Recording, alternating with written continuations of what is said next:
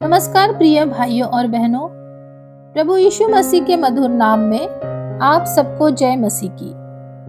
आज हम नीति वचन अध्याय 21 के 1 से 15 वचनों से सीखेंगे कि परमेश्वर हमारे हृदय को कैसे देखता है, वह अधिकारियों और परिस्थितियों को कैसे चलाता है और सच्ची धार्मिकता उसके लिए क्या है।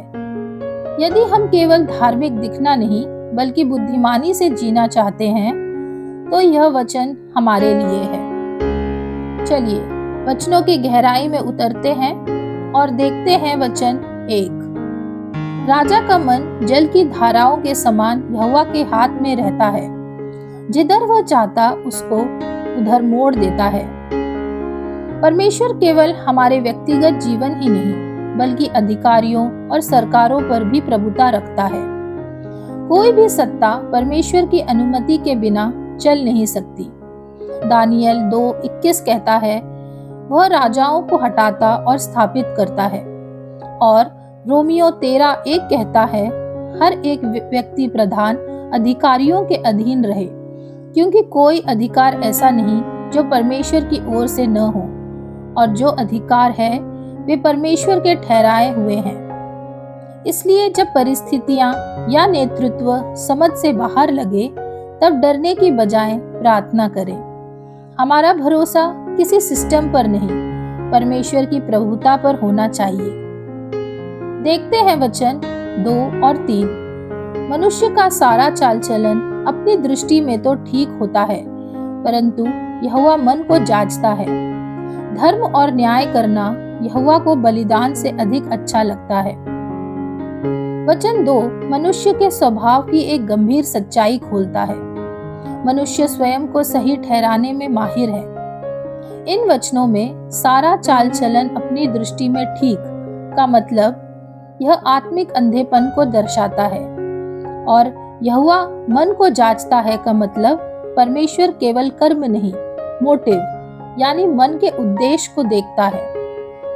वहीं दूसरी ओर वचन 3 हमें बताता है कि परमेश्वर को बलिदान से अधिक आज्ञाकारिता प्रिय है। धार्मिक काम यदि गलत मन से किए जाएं, तो वे परमेश्वर को अस्वीकार होते हैं। इसे आप देख सकते हैं 1 शमूएल 15:22 और मीका 6 से 8 वचनों में। प्रियजनों, अपने आप से पूछें, क्या मैं परमेश्वर को दिखाने के लिए भला कर रहा हूँ या सच में उसके भय से? चर्च जाना, सेवा करना तब ही मूल्यवान है जब हमारा हृदय शुद्ध हो। देखते हैं वचन 4 से 6। चढ़ी आंखें, घमंडी मन और दुष्टों की खेती तीनों पापमय हैं। कामकाजी की कल्पनाओं से केवल लाभ होता है, परंतु उतावली करने वालों को केवल घटती होती है। जो धन झूठ के द्वारा प्राप्त हो वह वायु से उड़ जाने वाला कोहरा है, उसके ढूंढने वाले मृत्यु ही को ढूंढते हैं। वचन 4 हमें बताता है कि पाप केवल काम नहीं बल्कि एक नजरिया है। यहाँ चढ़ी आंखें मतलब अपने आप को श्रेष्ठ समझना और दूसरों को तुच्छ जानना। घमंडी मन मतलब परमेश्वर से स्वतंत्र होने की भावना, और दुष्टों की खेती मतलब बुराई से मिलने वाला लाभ। यह सब पाप है। जब हम सोचते हैं मैं दूसरों से बेहतर हूँ, मुझे किसी की जरूरत नहीं, तो वही सोच पाप बन जाती है। वचन 5 से हमें पता चलता है कि परमेश्वर परिश्रमी इंसान से प्यार करता है। जो व्यक्ति परमेश्वर की योजना और अनुशासन में रहकर काम करता है, उसे परमेश्वर आशीष देने में देर नहीं करता। लेकिन जिस व्यक्ति में धीरज नहीं, वो जल्दी पैसा, नाम, पद पाना चाहता है, उसका पतन भी जल्दी हो जाता है। सबोपदेशक 3:1 कहता है, हर एक बात का एक अवसर और प्रत्येक काम का जो आकाश के नीचे होता है एक समय है। वचन 6 बताता है कि बेईमानी से कमाया गया धन अंततः नाश लाता है। 1 तीमुथियुस 6:9 कहता है, जो धनी होना चाहते हैं वे ऐसी परीक्षा और फंदे और बहुत सी व्यर्थ और हानिकारक लालसाओं में फंसते हैं जो मनुष्यों को बिगाड़ देती है और विनाश के समुद्र में डुबा देती है। इसलिए जल्दी अमीर बनने की चाह आत्मिक पतन ला सकती है, लेकिन ईमानदारी और परिश्रम स्थायी आशीष लाती है। देखते हैं वचन 7 और 8। जो उपद्रव दुष्ट लोग करते हैं उससे उन्हीं का नाश होता है, क्योंकि वे न्याय का काम करने से इनकार करते हैं। पाप से लदे हुए मनुष्य का मार्ग बहुत ही टेढ़ा होता है, परंतु जो पवित्र है उसका कर्म सीधा होता है। वचन 7 परमेश्वर के न्याय के एक गहरे सिद्धांत को प्रकट करता है। दुष्टों को नाश करने के लिए परमेश्वर को अलग से दंड भेजने की जरूरत नहीं। उनकी अपनी हिंसा और अन्याय ही उन्हें डुबा देते हैं। भजन संहिता 7, 15 और 16 वचन कहता है, जो गड्ढा खोदता है वही उसमें गिरता है। परमेश्वर का न्याय अक्सर पाप को उसके ही परिणामों तक पहुंचने देना होता है। वचन 8 सिखाता है कि जीवन का मार्ग हृदय की दशा से निकलता है। मत्ती 5:8 कहता है, धन्य है वे जिनके मन शुद्ध हैं।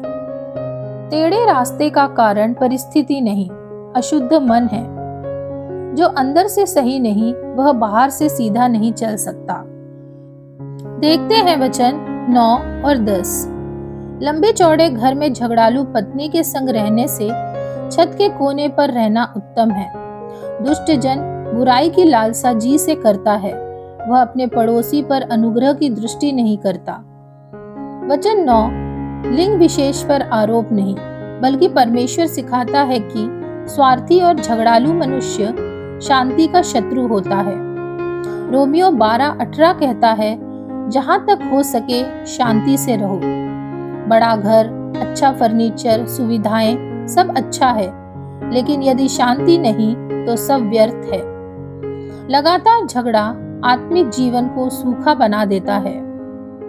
वचन 10 दुष्टता की आंतरिक स्थिति को उजागर करता है। जब मन बुराई से भर जाता है तो अनुग्रह देखने की क्षमता मर जाती है। दुष्ट व्यक्ति केवल गलत करता नहीं, गलत चाहने लगता है। ऐसा मनुष्य दूसरों की अच्छाई नहीं देख पाता, क्षमा नहीं कर पाता और सहानुभूति खो देता है। देखते हैं वचन 11 और 12। जब ठट्टा करने वाले को दंड दिया जाता है तब भोला बुद्धिमान हो जाता है, और जब बुद्धिमान को उपदेश दिया जाता है तब वह ज्ञान प्राप्त करता है। धर्मी जन दुष्टों के घराने पर बुद्धिमानी से विचार करता है, और परमेश्वर दुष्टों को बुराई में उलट देता है। वचन 11 बताता है कि परमेश्वर मनुष्य को सिखाने के लिए अलग अलग साधन प्रयोग करता है। भोले मनुष्य को ठट्टा करने वाले को दिखाकर परमेश्वर उसे बुद्धिमान बनाता है, और बुद्धिमान को उपदेश देकर उसे ज्ञानी बनाता है। यह वचन दिखाता है कि परमेश्वर का लक्ष्य दंड देना नहीं, चरित्र बनाना है। वचन 12 गहरा और अक्सर गलत समझा जाता है। यहाँ धार्मिक से मतलब परमेश्वर स्वयं, या वह जो परमेश्वर की धार्मिक दृष्टि में चलता है। वह दुष्टों का न्यायपूर्ण निरीक्षण करता है और पाप को उसके परिणामों तक पहुंचने देता है, क्योंकि परमेश्वर का न्याय अचानक नहीं, निरीक्षण के बाद आता है। रोमियो 2:6 कहता है, वह हर एक को उसके कामों के अनुसार बदला देगा। इसलिए जो कोई यह सोचता है कोई देख नहीं रहा, पर सच्चाई यह है कि परमेश्वर सब देख रहा है। अंतिम भाग देखते हैं वचन 13 से 15। जो कंगाल की दुहाई पर कान न दे, वह आप पुकारेगा और उसकी सुनी न जाएगी। गुप्त में दी हुई भेंट से क्रोध ठंडा होता है, और चुपके से दी हुई घूस से बड़ी जलजलाहट भी थमती है। न्याय का काम करना धर्मी को तो आनंद, परंतु अनर्थकारियों को विनाश ही का कारण जान पड़ता है। वचन 13 में कंगाल केवल गरीब नहीं, बल्कि हर एक जरूरतमंद लोग हैं, और जो जरूरतमंदों की पुकार को अनसुना करता है, उसकी पुकार भी परमेश्वर के सामने हल्की हो जाती है। याकूब 2:13 कहता है, जिसने दया नहीं की उसका न्याय बिना दया से होगा। दया न्याय पर जयवंत होती है। वचन 14 दिखाता है कि परमेश्वर मेल मिलाप को कितना महत्व देता है। इस वचन में घूस नकारात्मक नहीं बल्कि वो भेंट है जो व्यक्तिगत संबंधों में क्रोध को शांत करने के लिए दी जाती है। ऐसी भेंट क्रोधित व्यक्ति के मन को शांत करती है और नाराजगी को कम करती है। इसे आप देख सकते हैं मत्ती 5, 23 और 24 वचन में। वचन 15 बताता है कि न्याय के प्रति नजरिया मनुष्य के चरित्र को प्रकट करता है। धर्मी के लिए न्याय सुरक्षा और आनंद है, जबकि अनर्थकारियों के लिए न्याय खतरा है। रोमियो 2:6 कहता है, वह हर एक को उसके कामों के अनुसार बदला देगा। इसलिए जो सही करता है वह न्याय से नहीं डरता, परंतु जो गलत करता है वह न्याय से घबराता है। प्रियजनों, नीति वचन 21, 1 से 15 हमें सिखाता है कि परमेश्वर सर्वशक्तिमान राजा है। वह हृदय को देखता है। धार्मिकता, न्याय और करुणा उसके राज्य के स्तंभ है। सच्ची बुद्धि वही है जो हमें सही जीवन जीने की ओर ले जाए। आइए अपने मनों को तैयार करें और इन वचनों के अनुसार जीवन जीने के लिए परमेश्वर से प्रार्थना करें। हे स्वर्गीय पिता, हम तेरा धन्यवाद करते हैं कि तू हमें करुणा, शांति और न्याय का मार्ग सिखाता है। प्रभु, हमें ऐसा हृदय दे कि हम जरूरतमंद की पुकार को अनसुना न करें। हमारे भीतर नम्रता भर दे ताकि हम मेल मिलाप के साधन बने, और हमें ऐसा धर्मी जीवन जीना सिखा कि न्याय हमारे लिए भय नहीं बल्कि आनंद हो। हम अपने जीवन को तेरे हाथों में सौंपते हैं। यीशु मसीह के पवित्र नाम में प्रार्थना करते हैं, आमीन। अगर आज का संदेश आपके जीवन में आशीष बना है तो इस चैनल को सब्सक्राइब करें, वीडियो को लाइक करें और इसे किसी ऐसे व्यक्ति के साथ शेयर करें जिसे यह आशीष दे सकता है। प्रभु आपको आशीष दे।